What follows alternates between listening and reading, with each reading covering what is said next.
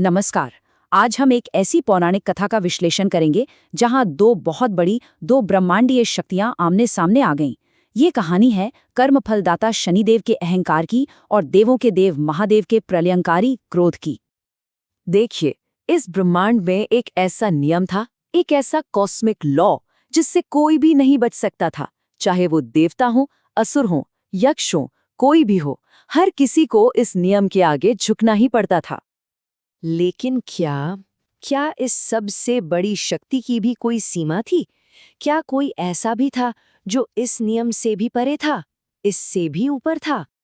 इस नियम को चलाने वाले थे कर्म फलदाता शनिदेव।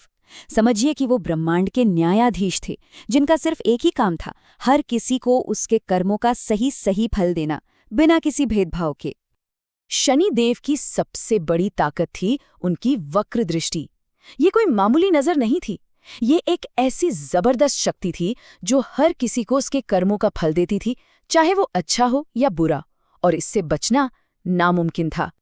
अब हुआ ये कि जब शनिदेव का प्रभाव अपनी ऊंचाई पर था, तो उनके मन में कर्तव्य की भावना के ऊपर धीरे धीरे अहंकार हावी होने लगा। उन्हें लगने लगा कि अपने इस न्याय के चक्र को पूरा करने के लिए उन्हें उस एक हस्ती पर भी अपनी दृष्टि डालनी होगी जिसे उन्होंने आज तक छुआ नहीं था, उनके अपने आराध्य महादेव। और बस इसी कर्तव्यों और अहंकार की मिली-जुली भावना से भरकर शनिदेव अपनी पूरी ताकत के साथ पहुंच गए कैलाश, महादेव को चुनौती देने।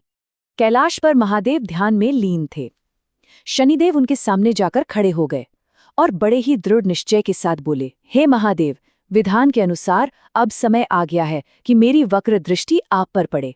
कृपा करके मुझे अपना कर्तव्य निभाने की आज्ञा दें।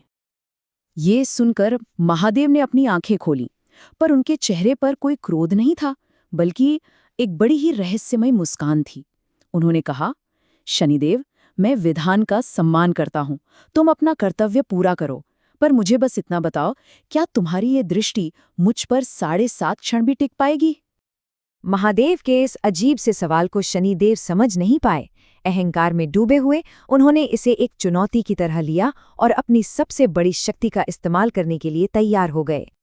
शनिदेव ने अपनी सारी की सारी शक्ति को इकट्ठा किया और अपनी वक्र दृष्टि का सीधा प्रहार महादेव पर कर दिया।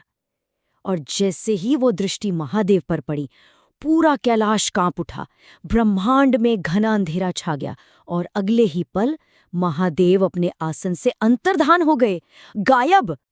ये देखते ही शनिदेव गर्व से जोर जोर से हंसने लगे। पूरे कैलाश पर सिर्फ उनकी हंसी की गूंज थी। उन्हें लगा बस वो जीत गए, उन्होंने त्रिभुवन पर विजय पाली है, कि स्वयं महादेव को भी उनकी दृष्टि से बचने के लिए छिपना पड़ा। लेकिन शनिदेव का ये अहंकार पल भर में चकनाचूर होने वाला था।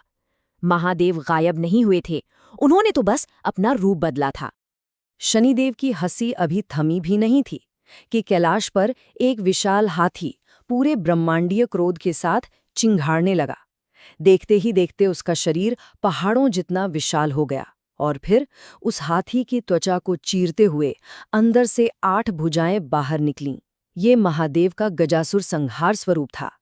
खून से सनी गजराज की खाल ओढ़े हुए और उनकी तीसरी आंख से प्रलय की आग निकल रही थी। अपने आराध्य के इस भयानक, इस विकराल रूप को देखकर शनिदेव का शरीर डर से कांपने लगा। उनका सारा घमंड, सारा अहंकार एक ही पल में जलकर राख हो गया और वो कांपते हुए महादेव के चरणों में गिर पड़े। शनिदेव को इस तरह डर से बिलखते देखकर महादेव वापस अपने शांत, सौम्य रूप में लौट आए। अब समय था असली ज्ञान का, असली कर्तव्य को समझने का। महादेव ने शनिदेव को उठाते हुए कहा, हे शनिदेव, तुम्हारा कर्तव्य कर्मों का फल देना है, अहंकार करना नहीं। हमेशा याद रखना, ये विधान और तुम दोनों मेरे ही अंश हो, मुझसे ऊपर नहीं। उस दिन शनिदेव को ये ज्ञान हुआ कि उनकी शक्ति महादेव की इच्छा का एक हिस्सा है, उससे बड़ी नहीं है।